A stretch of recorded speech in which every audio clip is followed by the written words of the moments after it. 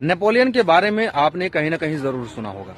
जी हाँ, मैं उसी नेपोलियन की बात कर रहा हूँ जो फ्रांस की क्रांति में सेनापति था। नेपोलियन का मानना यह है कि जब भी कोई इंसान, कोई जनता अपने अधिकारों की बात करना शुरू कर दे, अपने हक की बात करना शुरू कर दे, कुछ मत करो, उसे धर्म के मामले में उलझा दो। और आज यही भारत में हो रहा है। अभी कुछ स्क्रीन पर मैं फोटो आपको शेयर करके दिखा रहा हूँ, इसको थोड़ा ध्यान से देखिए।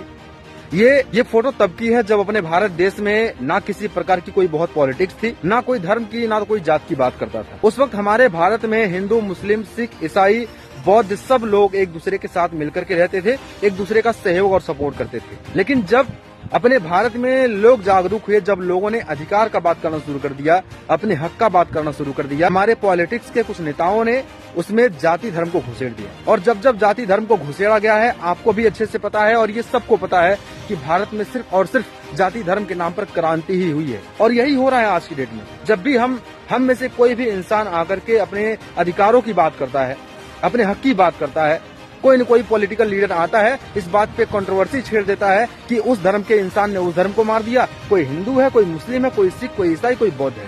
और ये सरासर यही हो रहा है। और आपको भी अच्छे तरीके से पता है कि आज तक हमारे देश में ऐसा कोई पॉलिटिकल लीडर नहीं आया, ऐसा कोई नेता नहीं आया जो कभी खुल करके ये बोला हो कि मैं सभी धर्मों के लोगों को एक साथ लेकर के चलूंगा। कभी कोई नेता आकर के ये नहीं बोला कि मैं हिंदू, मुस्लिम, सिख, ईसाई, बौद्ध, मैं सबको एक साथ लेकर के चलूंगा, मैं सबके हक की बात करूंगा, जो गलत है वो गलत है और जो सही है वो सही है। सिर्फ और सिर्फ राजनीति की वजह से।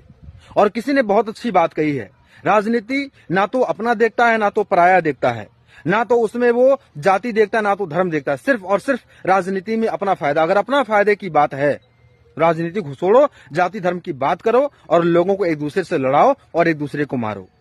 और हो ना हो, जब तक हम इंसान ऐसे चूतिया बन के बैठेंगे, जब तक बेवकूफ बन के बैठे रहेंगे, तब तक हमारे देश में यही होगा। ना तो हम अपने हक की बात कर पाएंगे और ना ही हम अपने अधिकारों की बात कर पाएंगे। और जब करना शुरू करेंगे तो सिर्फ और सिर्फ हमें हिंदू, मुस्लिम, सिख, ईसाई, जाति धर्म के नाम पे लड़ाया जाएगा और हम चूतिया बन के लड़ते रहेंगे, एक दूसरे को मारते रहेंगे और वहां बाहर बैठे पॉलिटिकल लीडर को बहुत बड़ा बेनिफिट पहुंचाते रहेंगे। बाकी अगर आपने वीडियो देखा है तो उसको शेयर जरूर करिएगा। जब भी हम अपने हिंदू, मुस्लिम, सिख, ईसाई, बौद्ध एक दूसरे से लड़ाई करते हैं, उन तक वीडियो ये पहुंचे ताकि मालूम चले कि हमें एक दूसरे से लड़ना नहीं है, एक दूसरे का सपोर्ट करना, एक दूसरे का सहयोग करना है।